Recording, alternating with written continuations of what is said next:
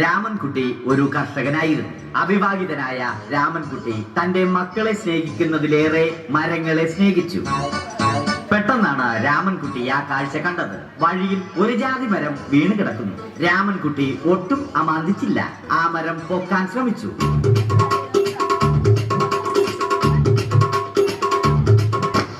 നടക്കുന്നില്ല. പിന്നെയും പിന്നെയും പൊക്കാൻ ശ്രമിച്ചു.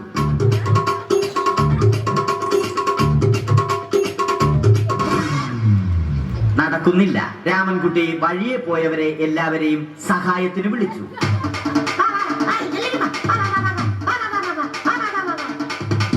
ആരും വന്നില്ല. അവസാനം കുടുംബശ്രീ യൂണിറ്റിൽ തൊഴിലുറപ്പിന് പോകുന്ന പെണ്ണുങ്ങളെ സഹായത്തിന് വിളിച്ചു.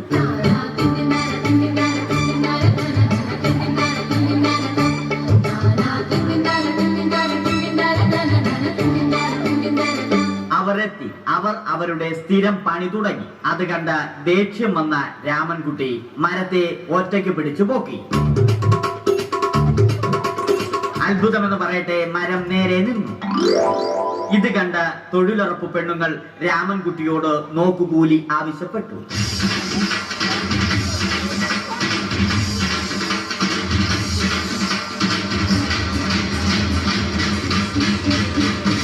പോക്കറ്റില്ലാത്ത ബനിയൻ ധരിച്ച രാമൻകുട്ടിയുടെ പോക്കറ്റ് വരെ കീറിയിട്ടാണ് പെണ്ണുങ്ങൾ പോയത്.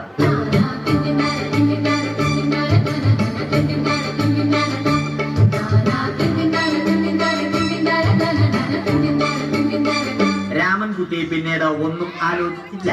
മരത്തിന് ഫാക്ടംബോസ് 2020 സെപ്റ്റംബർ 14 നൽകി. മരം തഴച്ചു വളർന്നു. ഇത് കണ്ട രാമൻകുട്ടിക്ക് സന്തോഷം വന്നു. സന്തോഷം വന്നാലും ദുഃഖം വന്നാലും രാമൻകുട്ടിക്ക് മരത്തിനു ചുറ്റും ഡാൻസ് കളിക്കുക എന്നുള്ളത് രാമൻകുട്ടിയുടെ മാസ്റ്റർ പീസ് ആയിരുന്നു. ആ മാസ്റ്റർ പീസ് രാമൻകുട്ടി ഇവിടെയും എടുത്തു.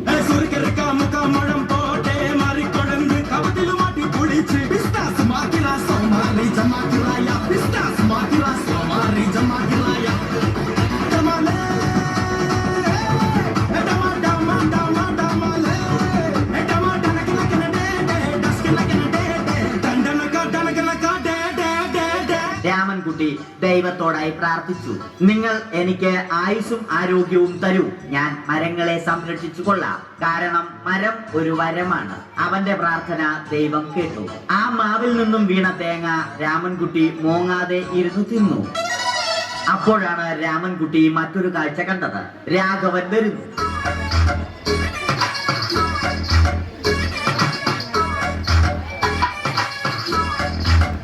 മരം മുറിക്കൽ ഹോബിയാക്കിയ, അതിലുപരി ജോലിയാക്കിയ രാഘവൻ മരങ്ങളുടെ ശത്രുവല്ലേ? മരങ്ങൾ മുറിച്ച് ഫർണിച്ചർ പണിയുന്നത് തെറ്റല്ലേ? അവനെ ഇതിൽ നിന്നും പിന്തിരിപ്പിക്കണം. അവർ തമ്മിൽ ഒന്നും രണ്ടും പറഞ്ഞു. സംസാരം മൂത്ത് വാക്കേറ്റമായി. അത് പിന്നെ അടിയിൽ കലാശിച്ചു.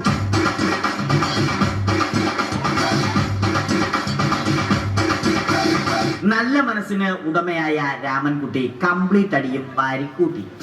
ഒടുവിൽ രാമൻകുട്ടി സർവ്വധൈര്യവും സംഭരിച്ച് രാഘവനോടായി അലറി.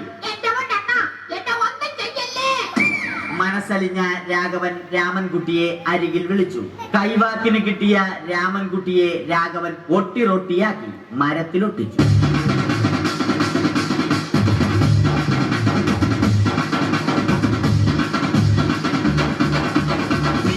ഇന്നത്തെ പണി കഴിഞ്ഞ രാഘവൻ സംതൃപ്തിയോടെ വീട്ടിലേക്ക് മടങ്ങി.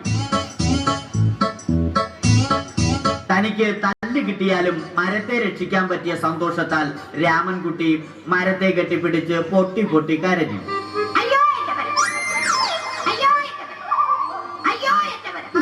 കാരണം മരം ഒരു വരമാണ്. കെട്ടിപ്പിടിക്കൽ ഏറ്റുവാങ്ങിയ മരം നാണം കൊണ്ട് ചില്ലകൾ താഴ്ത്തി. മരത്തെ രക്ഷിച്ച ക്ഷീണത്തിൽ രാമൻകുട്ടി മരച്ചുവട്ടിലിരുന്ന് ഉറങ്ങിപ്പോയി. പെട്ടെന്നാണ് അത് സംഭവിച്ചത്. പ്രകൃതി അതിന്റെ തനിക്കോണം കാണിച്ചു തുടങ്ങി. മഴയും കാറ്റും ഇടിയും വന്നു. അതോടൊപ്പം കോളും വന്നു. കോളെടുത്ത് രാമൻകുട്ടി പറഞ്ഞു. കോൾ കട്ടായി. രാമൻകുട്ടി ദൈവത്തോടായി പറഞ്ഞു. കാറ്റും മഴയും അതൊന്നും ചെവിക്കൊണ്ടില്ല. രാമൻകുട്ടിയുടെ മരം ആടി ഉലഞ്ഞു. രാമൻകുട്ടി ദൈവത്തോടായി വീണ്ടും പറഞ്ഞു, മരം ഒരു വരമാണ്, മരത്തെ ഒന്നും ചെയ്യരുത്. വരം കിട്ടിയതുപോലെ രാമൻകുട്ടി തന്റെ ചൂണ്ടുവിരൽ കൊണ്ട് മരത്തെ താങ്ങി നിർത്തി. ചൂണ്ടുവിരൽ വളഞ്ഞ് ചൂണ്ട പോലെയായി. ഇനി മീൻ പിടിക്കാൻ കൊള്ളാം. അവസാനം സംഭവിക്കേണ്ടത് സംഭവിച്ചു. രാമൻകുട്ടി അടിയിലും മരം മുകളിലും.